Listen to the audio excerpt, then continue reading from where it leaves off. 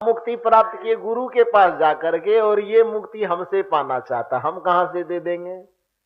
लोगों को लगता है कि जो परमात्मा होते हैं उनको ज्ञान की, जो भगवान होते हैं उसको ज्ञान की जरूरत नहीं पड़ती है, लेकिन हमारी सनातन परंपरा की संत परंपरा कहती है कि राम कृष्ण से को बरो, तीनहू तो गुरु किन्ह, तीन लोक के वेधनी, गुरु आगे अधीन।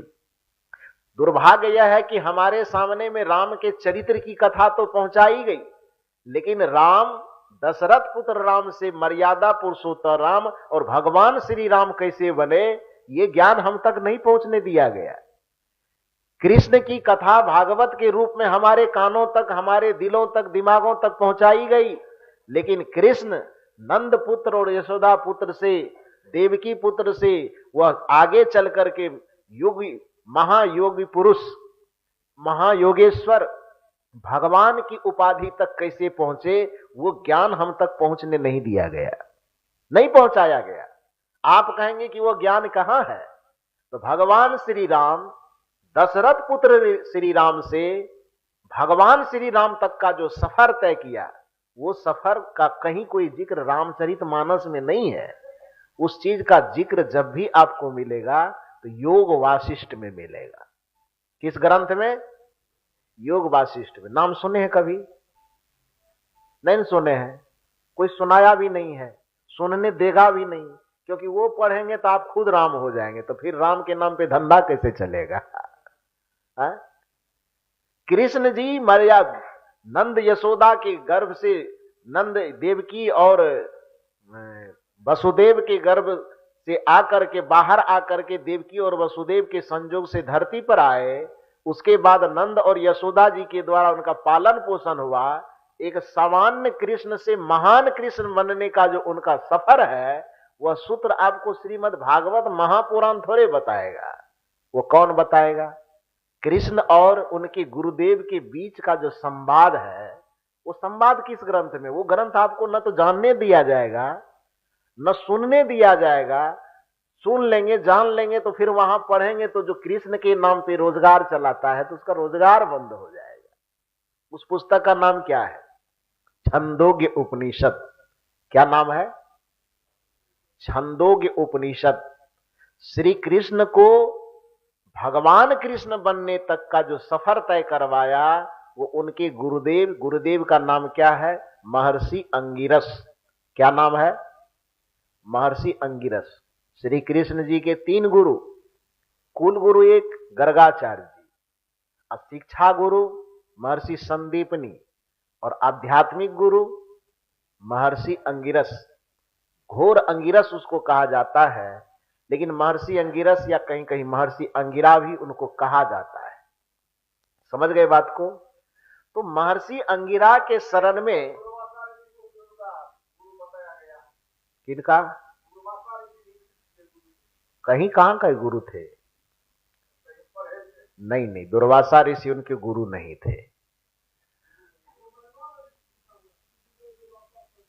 जी।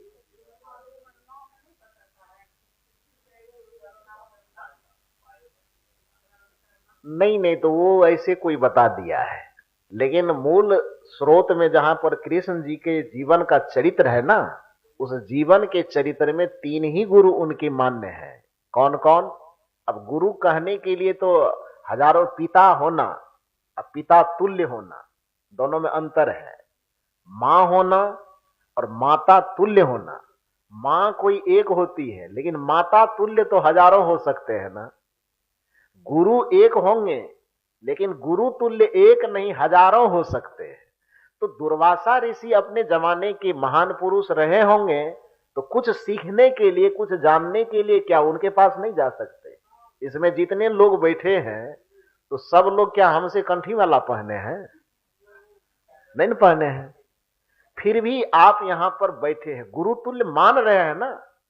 दीक्षा संस्कार आपसे किसी से हुआ हो, लेकिन कुछ सीखने के लिए आप यहां पर, ये बाउंड्रेशन तो नहीं है कि आपने किसी से माला पहन लिया तो यहां नहीं आ सकते हैं, ये नहीं है ना।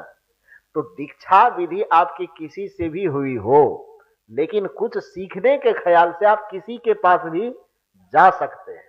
तो उसी प्रकार से जो नियमतः गुरु का वर्णन है वह 3 गुरु का वर्णन है। कुल गुरु गर्गाचार्य, शिक्षा गुरु महर्षि संदीपनी और आध्यात्मिक गुरु महर्षि अंगिरस या अंगिरा। लेकिन जैसे राम जी मान लीजिए कि यहां से जाते हैं, वनवास के क्रम में जाते हैं, तो कितने ऋषि से मिलते हैं? ढेर सारे ऋषि से मिलते हैं ना। तो क्या सारे ऋषियों को उनका गुरु बना दिया जाए? गुरु तुल्य है, गुरु तुल्य माने तब तो उनसे सीखने गए। भारद्वाज जी के शरण में गए, वाल्मीकि जी के पास गए, अत्रि मुनि के पास गए, पूरा भ्रमण तो किए। जंगल में जब तक रहे तो ऋषि मुनि के पास जाकर के ही तो सबके पास हाथ जोड़ जोड़ करके पूछते हैं कि नहीं पूछते हैं? तो ज्ञान का समाधान करने के लिए ऋषियों के पास बैठे, चर्चा किए, उनके शरण में गए, कुछ सीखे। इससे ये नहीं हो जाता है कि वो उनके गुरु है। गुरु विधिवत गुरु, वैसे गुरु तो सब है। प्रकृति हमारा गुरु है। फूलों से नहीं तो हंसना सीखो, सीख रहे हैं फूलों से, वो हमारे गुरु हो गए। हुए कि नहीं हुए? धरती हमें सहनशीलता सिखा रही है, धरती हमारी गुरु हो गई। हवा हमें कोमलता सिखाती, हवा हमारे गुरु हो गए। दत्तात्रेय ने यही तो किया कि प्रकृति की घटनाओं को ही अपना गुरु उन्होंने बनाया। तो विधिवत गुरु कोई एक ही होता है, लेकिन जिनसे प्रेरणा हम लेंगे उसको भी हम गुरु तुल्य मान करके उनको हम क्या करते हैं? आदर देते। तो दुर्वासा ऋषि के शरण में हो सकता है श्री कृष्ण जी गए होंगे, लेकिन वह केवल ज्ञान लेने के या विचार चिंतन लेने के दृष्टिकोण से गए होंगे। विधिवत उनके गुरु जो है वो कितने हैं? 3 हैं। तो कहने का ये अभिप्राय, मैं मूल रूप से ये कहना चाह रहा था कि कृष्ण को, श्री कृष्ण को भगवान कृष्ण बनने का जो सफर तय करवाता है, वह सफर आपको जब भी मिलेगा तो छंदोग्य उपनिषद में मिलेगा। श्री राम को एक सामान्य व्यक्ति से महान व्यक्ति बनाने का जो सफर तय करवाता है, जो उनका संघर्ष है, जो उनकी यात्रा है, जो उनका दर्शन चिंतन है, गुरु और शिष्य के बीच का संवाद है, वह संवाद आपको मिलेगा महर्षि योग वासिष्ठ में। लेकिन उस पुस्तक का ना आप नाम जानते हैं, न सुने हैं, न कभी देखना चाहे हैं, तो फिर उस कला कहां से सीखिए? उन चीजों को पढ़िएगा।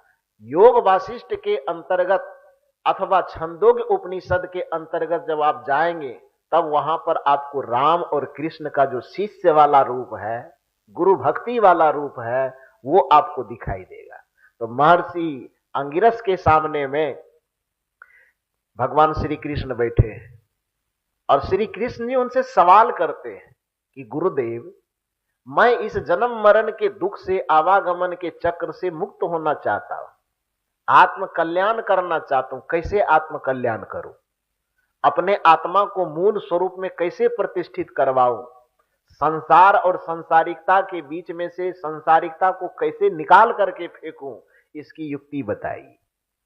बहुत साधारण उदाहरण से श्री कृष्ण जी के गुरुदेव उनको समझाते हैं। क्या समझाते हैं? यथेव बिंबम मृद्योपलिप्तम तेजोमयं भ्राजते तत्सुधांतम तद्वात्म तत्वम प्रसमीक्ष्य देहि एकः कृतार्थो भवते वित शोकः। ये छंदोग्य उपनिषद का सूत्र है। यथेव बिंबम मृद्योपलिप्तम, बिंब कहते हैं चमकीले पदार्थ को या किसी पदार्थ को बिंब कहा जाता है। यहां उदाहरण हीरा से दिया गया है। हम लोग क्या कहते हैं, फिजिक्स में पढ़ते थे बचपन में, बिंब 2 प्रकार का होता है, पिंड 2 प्रकार का होता है, एक दीप्त पिंड और एक प्रदीप्त पिंड। दीप्त पिंड का मतलब जिसके पास स्वतः प्रकाश हो उसको दीप्त पिंड कहा जाता है। जैसे सूर्य, और नीचे में धरती पर उदाहरण दिया जाता था जैसे वो जो क्या बोलते हैं, भगजोगनी। हाँ, जुगनू साहित्यिक नाम है और हम लोग बोल चाल में उसको भगजोगनी बोलते थे। हाँ, तो उसके पास अपना स्वतः प्रकाश है, सूर्य के पास अपना स्वतः प्रकाश है, हीरा के पास अपना स्वतः प्रकाश है। इसलिए मुख्य रूप से सूर्य, हीरा और जुगनू यह दीप्त पिंड के अंतर्गत आता था। प्रदीप्त पिंड किसे कहते हैं? जिस पिंड को प्रकाशित होने के लिए किसी दूसरे पर निर्भर होना पड़ता है, किसी दूसरे का सहारा लेना पड़ता है, उसको प्रदीप्त पिंड कहते हैं। जैसे चंद्रमा, उसके पास अपना प्रकाश नहीं है, वो सूर्य से प्रकाश उधारी लेता है जी। जैसे हम लोग ये लाइट जला रहे हैं, देख रहे हैं, इसका अपना प्रकाश है? ये ट्रांसफार्मर पर निर्भर है। ट्रांसफार्मर के पास भी अपना नहीं, वो वहां एनटीपीसी पे निर्भर है ना। तो वो एक दूसरे पे निर्भर है। कुछ भी जलाते, लालटेन जलावे, जनरेटर जलावे, बिजली लाइट कुछ भी जलावे, वह प्रकाश उसका अपना स्वाभाविक नहीं है, इसलिए उन सारे चीजों को प्रदीप्त पिंड कहा जाता है। बात समझ में आई?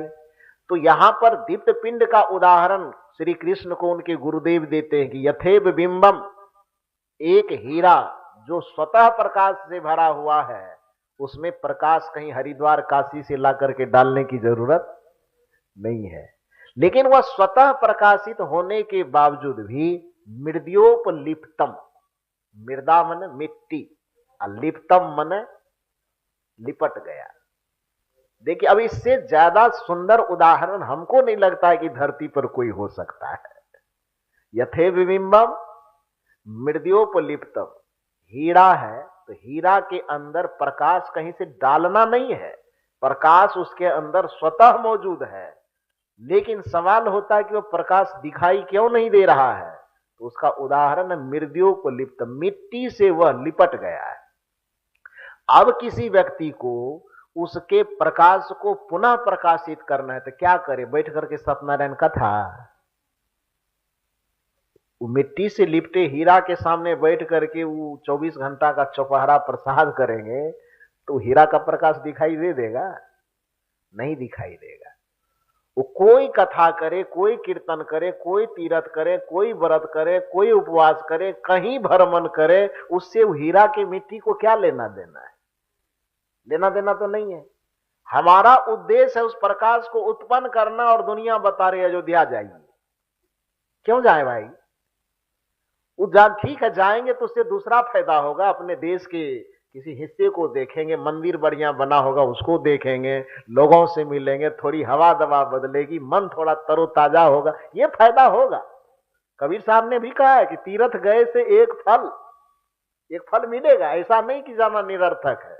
और घर में रहते रहते आदमी माथा बोझिल हो जाता है। लोगों के बीच में रहते रहते तो थोड़ा घूमो फिरो, देखो, देश दुनिया अपना है, राम भी अपने हैं, कृष्ण भी अपने हैं, उनका जन्मस्थान भी अपना है, क्यों नहीं देखेंगे? देखना चाहिए, घूमना चाहिए। हम लोगों को तो जहां जहां मौका लगता है कोई जगह नहीं छोड़ते, कोई 40-50 किलोमीटर के दायरे में पता करते कहां का। अभी जैसे राजस्थान गया तो वहां कहे पता कि इतना, यहां से खाटू श्याम कितना दूर है, तो कहे कि यहां है, कि चलो वहां गए, खाटू श्याम भेंट करके आए खाटू जी महाराज से। फिर कहे कि और इधर कहाँ है? राजस्थान के अंतिम छोर में खाली बालू। कहे कि इधर कौन हो? कहे सलासर। सलासर में क्या है? कि वहां हनुमान जी, का चलो उनसे भी भेंट करके आते हैं।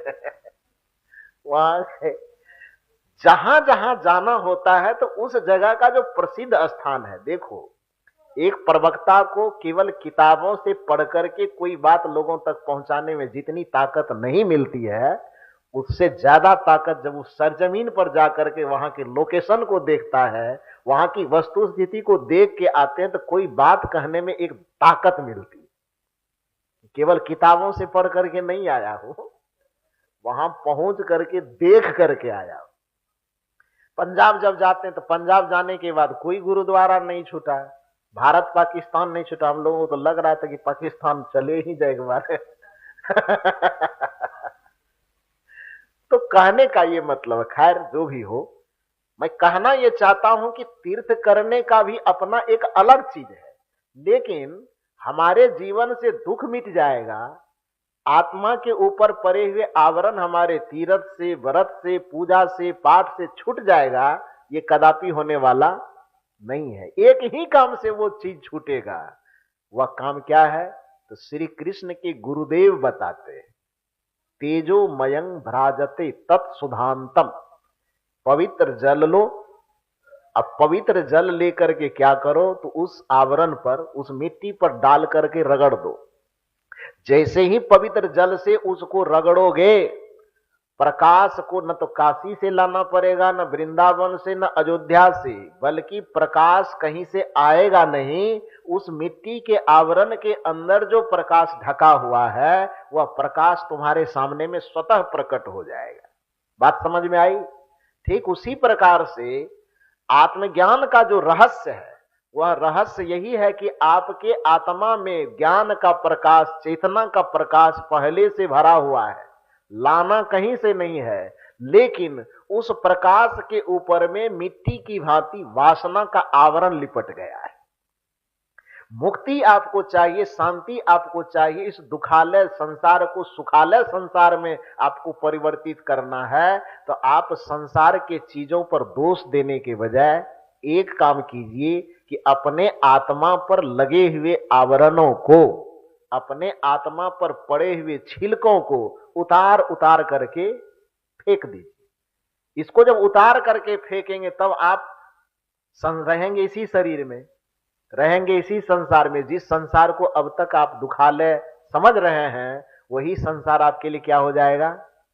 सुखालय हो जाएगा। जिस शरीर को अब तक आप दुखालय समझ रहे हैं, वही शरीर आपके लिए क्या हो जाएगा?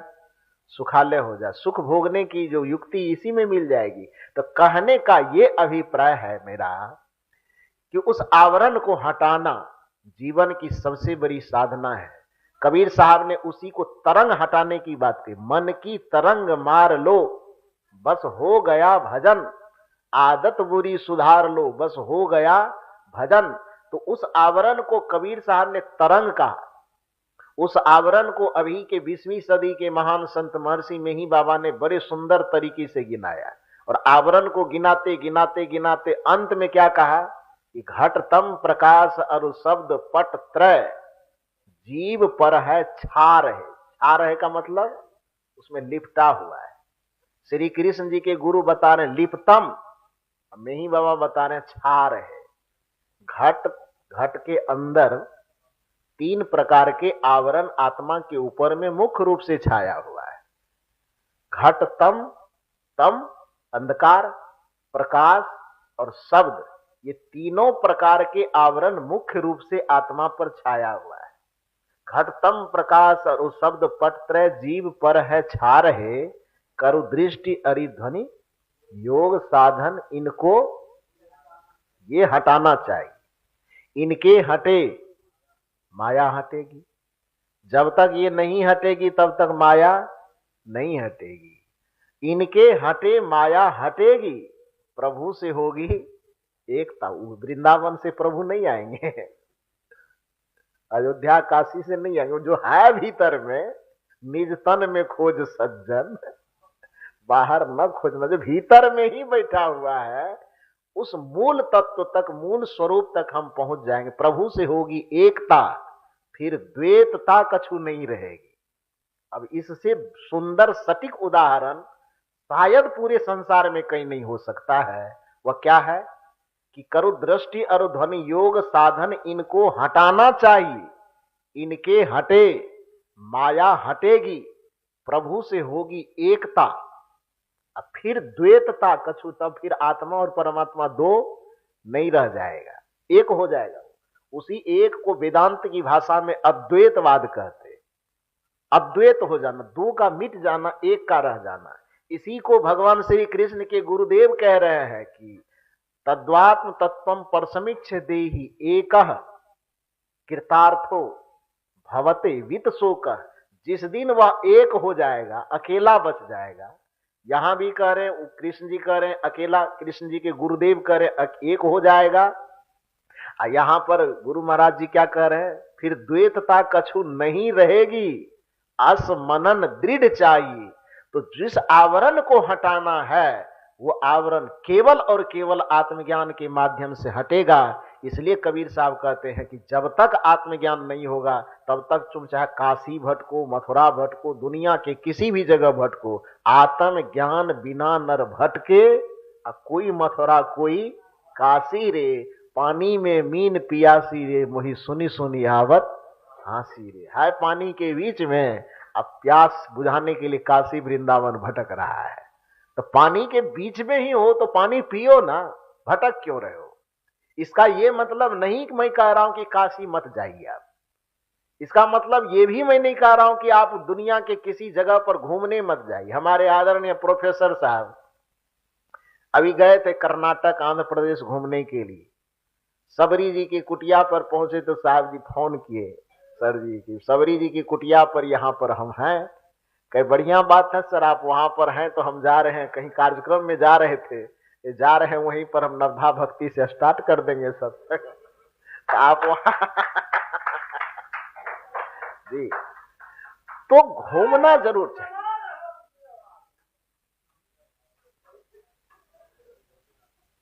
घूमना जरूर चाहिए सब जगह, भ्रमण करना चाहिए, लेकिन उसका उद्देश्य क्या अलग होना चाहिए।